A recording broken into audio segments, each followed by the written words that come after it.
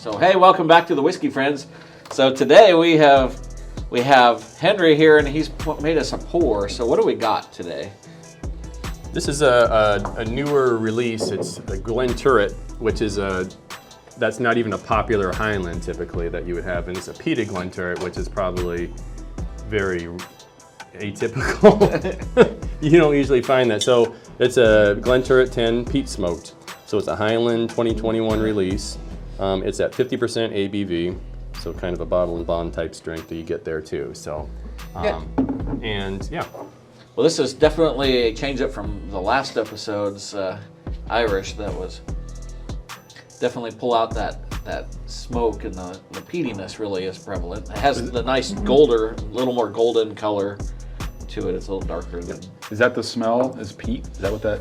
Sometimes kind of a smoky, earthy smell to it, and often followed by the taste as well when you get to that point there. But I just get Jeremy? Yeah, so correct me if I'm wrong, but like the peatiness is like they roast the barley and they trick it into thinking that it's spring so that it blossoms. And so when they're roasting barley, they use that peat, and that smokiness makes its way in the barley. And all of that flavor carries through when they're, distilling that spirit. So most of your flavor comes from like the barrel, right? But that smokiness definitely carries through when they're roasting it. Yeah, I was gonna say Scotch, particularly this peated Scotch. It's known. Yeah, it's not. It's most of the environment is what we were tasting, and also that smoke peatiness that.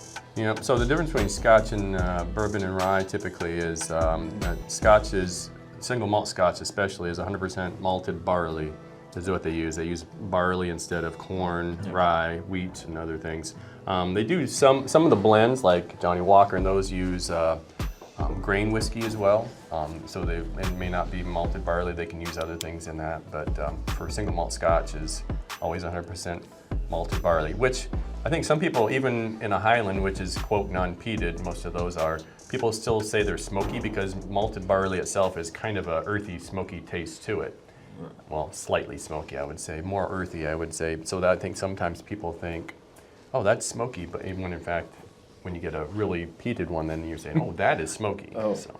Right. Yeah. So if I remember right, the barley is just starting to germinate. They kind of crack that open. They apply the heat to kill that germination, and so I'm getting kind of a little fruitiness in there too with that. I'm trying to kind of a pear. In the nose or the taste now? In the taste. Taste? Yeah. Yeah, and it's a long finish for me. It's nice and warm. Definitely more spicy. I felt that a little bit more in the nose. Sure. Yeah. A little bit more in the nose on that one. Yeah, it comes through. Yeah. It's a nice finish. It is.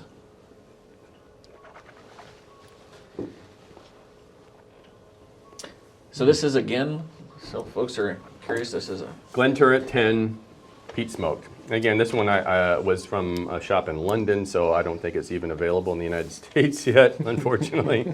So yeah, we'll kind of preclude those by some of these you can probably buy here. Did you say contraband? Is that what you just said? And others you can't. You can probably, the rest of these you can probably get here in Iowa, actually. Hey, Henry, can I get a picture of that bottle, please? Sure.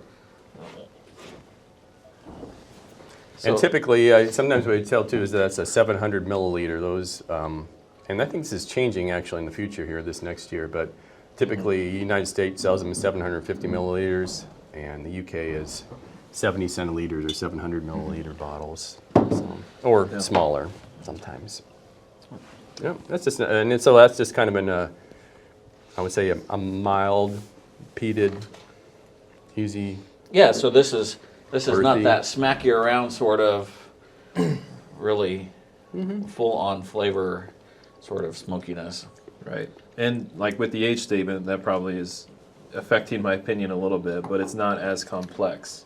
Typically, yeah, it's pretty straightforward. Straightforward. It's a pretty nice finish on there. It kind of goes on for a little bit, but it's that same taste and texture you get on there too. Yep. So yeah, so as far as Scotch goes, the kind of the rule of thumb is like, and it's not always the case. I've had some good young whiskey and some awful old whiskey too, but usually the older you get, the more complex sometimes you get in there too. And with peated whiskey especially, you get the most peat punch when they're young, age 3 to 11 years or so.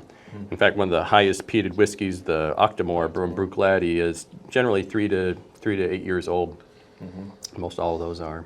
So you picked this one up in London?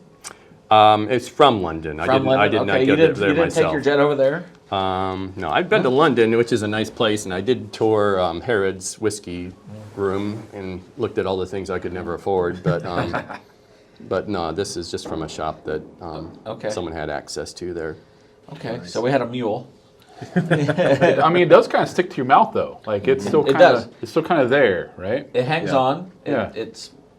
You don't feel like you have to go back for another sip right away. That It almost makes my mouth feel kind of numb. Like it's almost like numbing the mouth a little bit, which is kind of. A little tingliness on in there too. So, Michael, have you had much Scotch? I have not. Just a couple Yeah. different times, but. So, what are you finding out?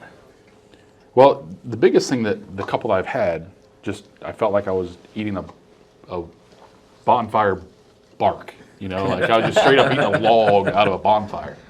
The first one didn't have that really at all. Just a very hint. And this one has a little bit more, but it's still not at that point where the couple that I had were just like, I thought I was biting the log itself. So. And did you do water in this one? I did need not. to do that. No, just a drop or so there. Yeah, it mellows it just a little bit. No, Yeah, put a drop of water. Yeah, in put water to an empty glass there. Yeah. Well, that was very good. The finish is good. The color was really nice. Yeah, you may find your bottle missing later. So. Yeah, That was backup actually. Oh, okay. Well, That then was definitely. it's definitely one to. That's in a fourth bag. You know, he's got his ninja bag. So. Do you want to go to the next one? Or All right. take a Well, pause? so which one are? Let's kind of preview what we're looking for The next one is episode. another 10-year-old. It's a Ledaig or Ledaig, depending on how you pronounce it. Okay. Ledaig. It's a 10-year-old at 46.3%. And this is technically it's an island from the Isle of Mull, which is in the western part of the Scotland. But it's not an islet, but it is peated. So Ledaig is the peated version of Tobermory. The distillery is Tobermory, and they've been doing peated stuff since the early 70s, so or earlier. But I think most of the older ones go back to that. I look forward to trying that one. So come back for the next episode. See you soon. Whiskey Oh, it's Friends. gonna be good.